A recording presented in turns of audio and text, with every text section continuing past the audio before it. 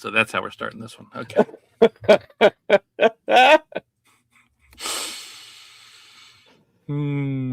Oh man. Yeah.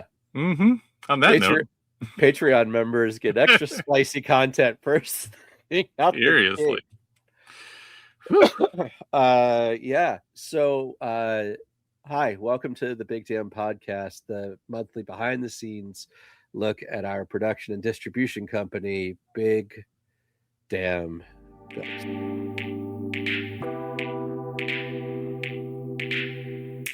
All right. So today, got a lot on our plate. Going to take a look back at Orlando. Yep. How that went.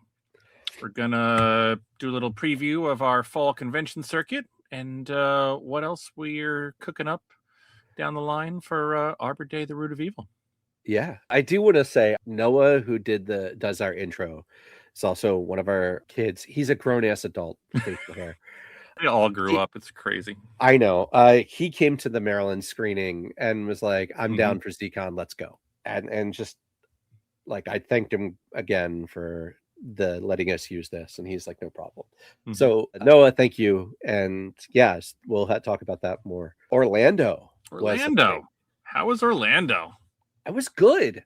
Look, we were competing with San Diego Comic-Con. So I got a bunch of apologies of I want to be there, but we can't. We had 41 people show up if you add Jen and I to that. So like 39. This was the first time we've ever had more people that did not know us personally than knew us. Like we had some good friends show up.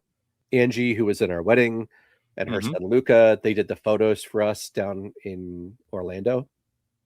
For like the t-shirt and stuff like that. We had Sridhar, who I know from Disney stuff, Lance, who I met at MegaCon the last time I was there, and he brought his wife. Her review of our movie.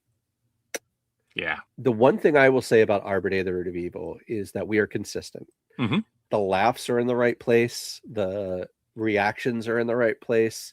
We have that consistent oh shit moment that happens at the end. This time we even got a couple chuckles during it. Like that was like, oh, it was good. All right. Everybody loves the goes on too long moment. Yep. Like that to me, like was great. Carrie, one of our directors, show up, and Jason Allen Cook, who is one of the actors. So as we do with all of them, like we gave them time to shine. I recorded it, so I'll be able to, like, our Patreon members will be able to see it. And then I think when we do the Blu-rays and DVDs, we'll have like a compilation of all of these. Yeah. Again, I can't thank the Universal Cinemark at CityWalk crew anymore. Like Hansel, who was our manager, who made sure everything got done, and the general manager, who made sure everything was going smoothly. Their entire team, apparently leading up to our event, like everybody was like, "Ooh, what's this?" Because they saw it playing when Hansel was doing the DCP test. Oh, testing. Yeah. And they were all stoked. They were like, "This is awesome." Oh, cool. And then while we were there, as we're checking people in, of course, we have our table, and then we have like the posters on the front to guide people in. People are like, "What's this?" And we're like, "Oh, it's an indie horror movie." And they're like, "Why didn't I know it wasn't coming here?" I'm like, "Well, we're not allowed to promote at CityWalk technically, or at Cinemark." And they're like, "I'm pissed." Like, and Jen and I legitimately counted 30 people who could have been walk-ups had they not already had tickets to something else. Right. We legitimately had this one girl who was bringing her dad to see the Odyssey. And she's like, "Dad, I'll let you go see the Odyssey if you'll let me go see this." He's like, "No, we're doing 4DX. We're going." And I had gone up to make sure, we do that pre-check before. So when I was coming back down from pre-check, Jen's like, "Go see the guy in the bucket hat at the concessions. He's a really big horror fan." Yeah. So I walk up behind him, and I just stand behind him, and I go, "I hear you're a fan of horror movies." The man jumps out of his skin, turns around, and I'm like, "Hey, I'm with Arbor Day, the Root of Evil." And he's like, "What?" And I'm like, "Here's 2 posters. I'm sorry you guys can't make it. But like, follow us on socials, and we'll be back." Yeah. Everybody in the theater wants us to bring it back to Orlando. I think, honestly, going back to Orlando sometime in the next couple months might actually be good, because then we can grab those We have the 40 people that said they were going to come. Mhm. They're bringing somebody. Will be during the scare season. So the people that like Mhm. are going to be there for whatever. God damn, I can't remember. Halloween Horror Nights. I'm sitting here looking at the Chance doll that I got, one of the horror icons. Yeah, I mean, it was a really great event, and Oh, that's awesome. I gotta say, like, we're growing this little by little. Mhm. We're getting consistent reviews. Yeah. We just had 2 really great reviews. Mhm. Screamology podcast just did a really quick review, and Mhm. then a young lady in the UK did a full, in-depth, long ass like breakdown of the entire I movie. haven't seen that one yet. I'll send it to you. She gave us, and she broke everything down, and we were consistently like Yeah. 4 out of 5 stars in all of our ranking Okay. for an overall Okay. 4 out of 5, which is better than Shep's 3.5 out of 5 so far. No, I love Shep. So I from having a Florida or an audience in Florida, it's the first time we've kind of gone outside of the New Jersey bubble, if you will.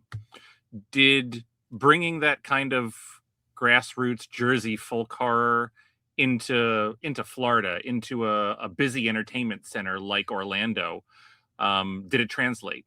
Did you Yeah. notice anything like? What I noticed is that we apparently have a sleeper cult hit. So for people outside of Jersey or the Jersey bubble, Yeah, like this to them is Friday the 13th. Like as far as they're concerned, Whiting River Campground is a fictitious campground. Little do they know that they could actually go there. mm-hmm. But no, I mean the fact that it's a Jersey thing doesn't even seem to like play into it. So you have people that know of Jersey Yeah. and are aware of it, or the people that know like the weird NJ books and stuff like that. Like the comment that I got this time, we did have one transplant who had just moved down to Orlando area. Oh, nice. From Jersey, who found us on Instagram, by the way, and was just like I literally felt like I was back home because like That's for the awesome. first 5 minutes you're telling me things I'm very familiar with. He's like, and it does a really great job of making the arborist seem more real because it's layered into all of this stuff. And I'm like, oh my God, thank you. I also got probably, for me being a huge like Universal fan and all of that stuff, we had a Halloween Horror Nights influencer come, and she's just like, I wanted to talk to you afterwards because I went to see her at the end, and she was like standing off to her side, and I'm just like, I just want to make sure you enjoyed the movie. She's like, oh my God, I love the movie. She's like, one of the things I love about Halloween Horror Nights is like the lore, and everything has this rich lore. She's like, I just need to know from you that I'm going to get a feature-length story of the arborist's background. I was like, one day. Yeah. I was like, one day we got to get this one successful. She's like, I need more of this. She's like, but the arborist one can't be an anthology. I was like, what if it is? What if it's from the different points of view of people in town? She's like, oh, and she like sat down and she was like, she's like, you've got so much good lore in here that I want to know more. I'm like, that's awesome. I was like, so do we have a Halloween Horror Nights icon? She's like, not yet, but big emphasis on yet. I'm like, okay. So yeah, awesome. I know Orlando resident, definitely like the lore is luring is the way she said it. Yeah. So that, I guess that long way answers your question. Yeah, that's super cool. That's awesome. Yeah. Good. But yeah, so that takes us up. We're at about 250 trees, I believe. Okay. 250 trees. We're close to that, if not right on it. We're fleshing out a little park there. We're getting there. Well, currently, we have a grove. We have a little grove. There you go. We had, if you look at them, we have corpses of trees because small groups of trees are called corpses. Nice. And then large groups of trees are groves. And at technically at 200, we do have a small forest. It's apparently based on acreage. So we're getting there. All right. Love it. That's awesome. Thank you. We're getting there. Did anybody comment about it? Like, did anybody come knowing that we were doing this, or you're calling that out as a, hey, it's really cool that I'm planting trees and watching movies and eating popcorn? Yeah, everybody. It was widely appreciated that we're doing something more than just giving you a movie. Mm-hmm. You know, like knowing that they planted a tree, knowing that they're part of something that like helped move things forward, definitely resonated with everybody. Cool. Which was really cool. Cool. Yeah, I know it was big for me. I know it's big for us, that we always have that component, but it still warms my cold little heart to see other people appreciate it too. I will say the screen in Orlando Mm-hmm. was just as big, if not bigger, than one we had in Maryland. Oh, that's amazing. So, you know, I moved around the theater getting photos and stuff like that and video. Yeah. Angie sat low right in front, and so did Mhm. Jen. The arborist is fucking huge on screen. Like, it is like impressively how intimidating that thing is. And Jen's just like, I can't be afraid of it because I know that's Logan, Mm-hmm. but like that's intimidating. Yeah, a 2-story me that's not me killing people. Yeah, that would be very intimidating. Again, we got the request for when we do a sequel, Mm-hmm. do a little bit more gore. Okay. And then, you know, I think we've talked about this before. I know you and I talked about this Mhm. before, but maybe for some on the podcast, but having 2 versions. Yes. So like we shot in 8K, so we could crop in as close as we want. Mm-hmm. But when we do the next one, shoot in 8K, and we can film the whole gory thing, but then crop in for the like what we call like the Our Wives version of the movie.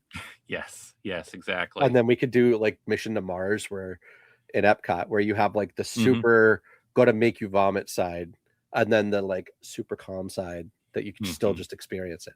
I think that would be fun. Yeah, that would absolutely be fun. And I mean, we had talked about, you know, liters to gallons of blood and, you know, other stuff around for next time. And I think, you know, with the knowledge of what we've learned from this one and how the practical effects that we want to stay focused on play on camera, how much more we're going to need to kind of get to where we want to get to. Oh, 100%. I am super happy that we have and will always have a very practical effects driven movie. Yes. Yeah. And that it can only improve from here. Yep. Absolutely. So that's our Orlando catch up.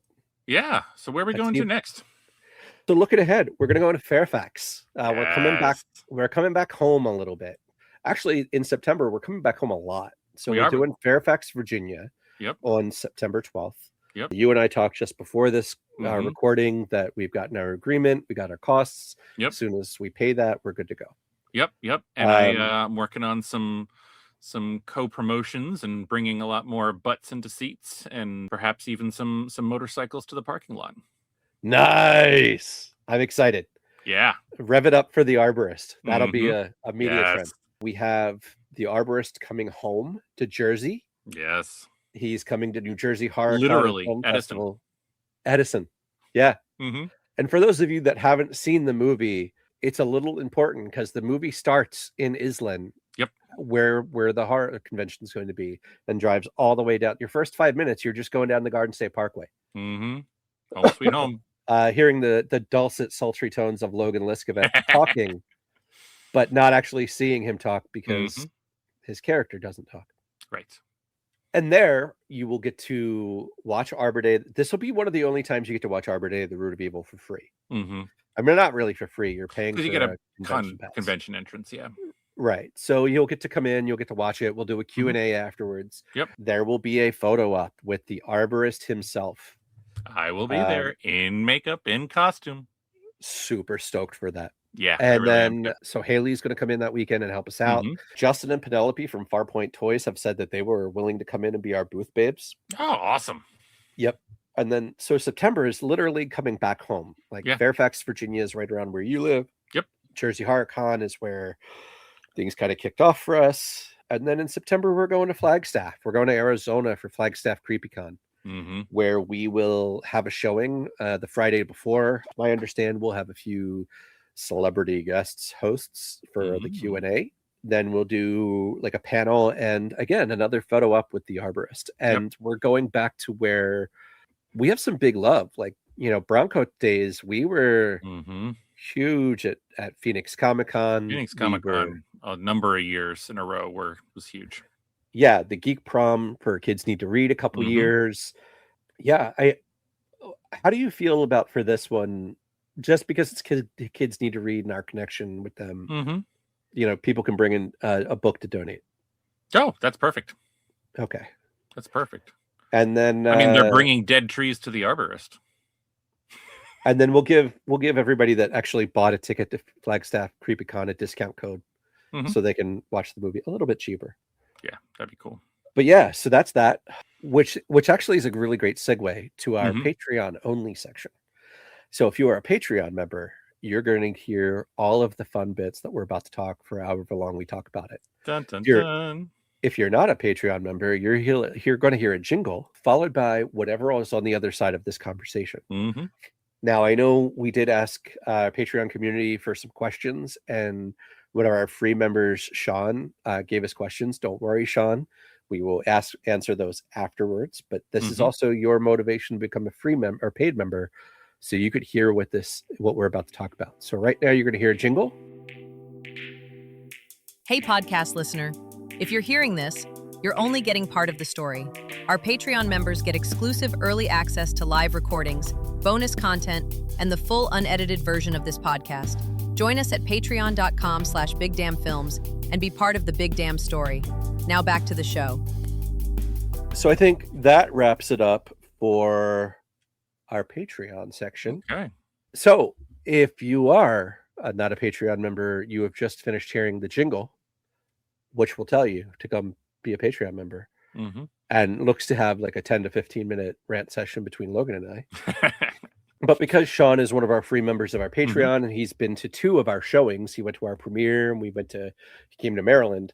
He asked 2 questions from us that are pretty fitting and don't need to hide behind a paywall. Okay. So his first question is, are there any plans to release Arbor Day: The Root of Evil on Blu-ray and DVD like in the next 12 months?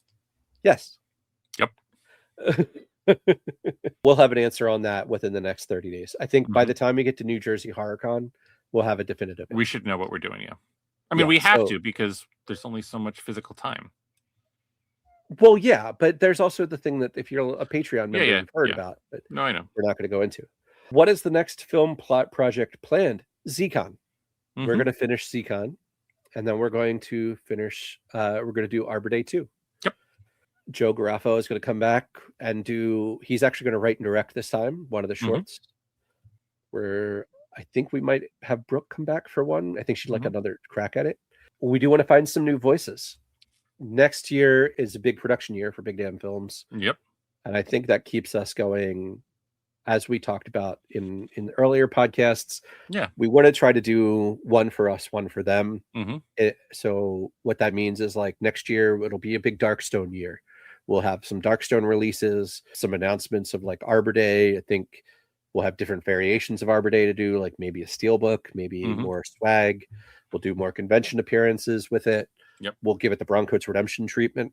And then it'll be time to put a spotlight on John Johnson and some of his movies. Yeah. Because we'll have his first 2 movies post Parkinson's that he's filmed in a long time. So hopefully that answers your question, Sean. I know that you're going to be down for Blu-ray and DVD as soon as it comes out, and for being there for us, I'll make sure we got a little something special in there for you.